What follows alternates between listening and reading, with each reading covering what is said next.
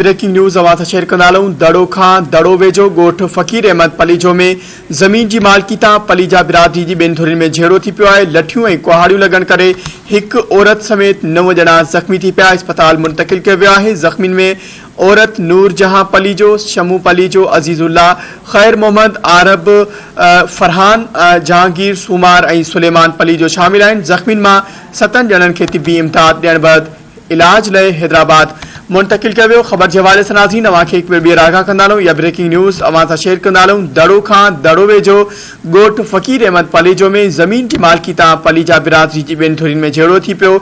लठियूं ऐं कुहाड़ियूं लॻण करे हिकु औरत समेत 9 ॼणा ज़ख़्मी थी पिया अस्पताल मुंतकिल किया वियो आहे। ज़ख़्मियुनि में औरत नूर जहां, शमू पलीजो ऐं ॿिया शामिल आहिनि। ज़ख़्मियुनि मां 7 ॼणनि खे तिबी इमदाद ॾियण बैदि इलाज लाइ हैदराबाद मुंतकिल किया वियो आहे।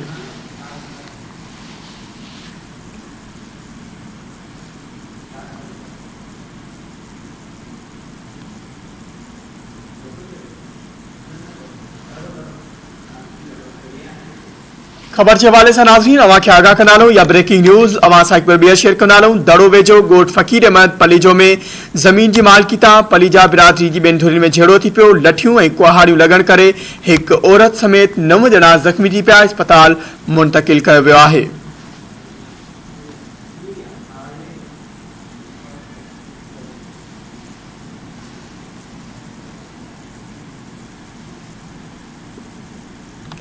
खबर के हवाले से नाज़रीन अवां खे आगाह कंदालूं। ज़ख़्मियुनि में औरत नूर जहां पलीजो, शमू पलीजो, अज़ीज़ुल्लाह, ख़ैर मोहम्मद, आरब, फरहान ऐं ॿिया शामिल आहिनि जिन खे तिबी इमदाद ॾियण बैदि इलाज लाइ ॿुधायो वञे पियो त हैदराबाद मुंतकिल कियो वियो आहे। ख़बर के हवाले सां अवां खे आगाह कंदालूं या ब्रेकिंग न्यूज़ अवां सां शेयर कंदालूं। दड़ो खां दड़ो वेझो ॻोठ फ़कीर अहमद पलीजो में ज़मीन जी मालकीता पलीजा बिरादरी जी ॿिनि धुरियुनि में झेड़ो थी पियो। लठियूं ऐं कुहाड़ियूं लॻण करे हिकु औरत समेत 9 ॼणा ज़ख़्मी थी पिया आहिनि।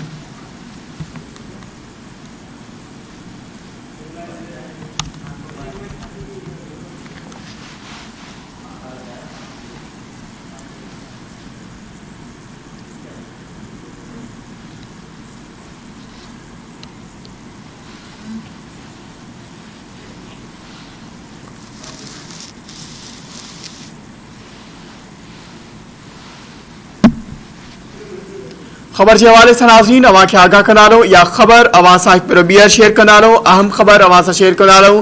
ज़ख़्मियुनि में औरत नूर जहां पलीजो, शमू पलीजो, अज़ीज़ुल्लाह ऐं ॿिया शामिल आहिनि जिन खे वधीक इलाज लाइ हैदराबाद मुंतकिल कयो वियो आहे।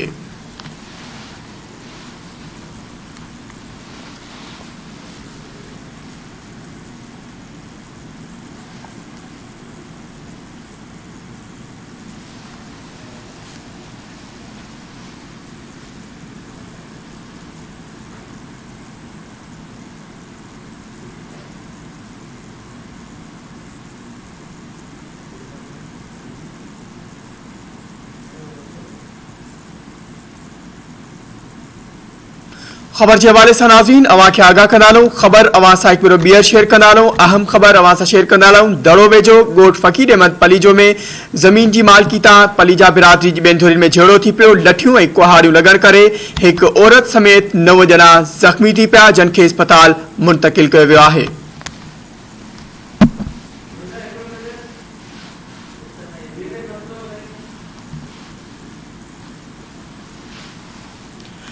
खबर के हवाले से नाज़रीन अवां खे आगाह कंदालूं या ब्रेकिंग न्यूज़ अवां सां हिकु ॿीहर शेयर कंदालूं त ज़ख़्मियुनि में औरत नूर जहां, शमू पलीजो ऐं ॿिया शामिल आहिनि जिन खे अस्पताल मुंतकिल कियो वियो आहे। ॿुधायो वञे पियो त तिबी इमदाद ॾियण बैदि वधीक इलाज लाइ हैदराबाद मुंतकिल कयो वियो आहे।